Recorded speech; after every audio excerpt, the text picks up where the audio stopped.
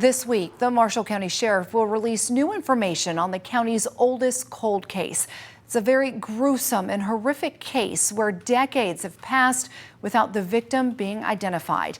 Today, only on WAAY 31 News, we hear from a former chief investigator who spent 2 decades on this case.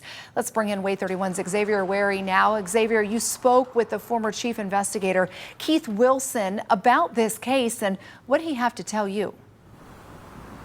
Marie, for nearly 2.5 decades, investigators have been working to identify a man whose body was found near a creek in Marshall County. However, the problem is when they found that body near that creek in Ruth, the head, hands, and feet were all missing, key parts to identify someone. Now, look here on your screen, there's a photo of what investigators believe the man's face looks like.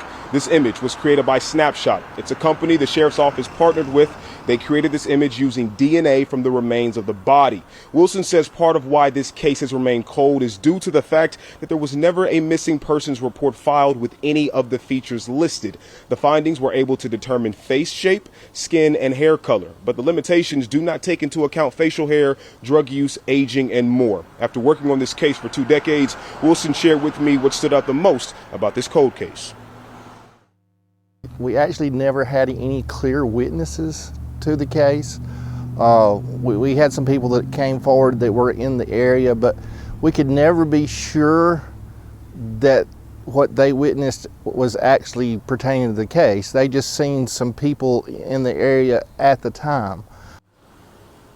Now, Sheriff Phil Sims says that they will host a press conference on this investigation on Wednesday at 2 p.m. And we here at WAAY 31, we will be at that press conference. We will stream it on our website, WAAYTV.com, and of course on our WAAY 31 News app. I'm reporting live in Marshall County. Xavier Wary, WAAY 31 News.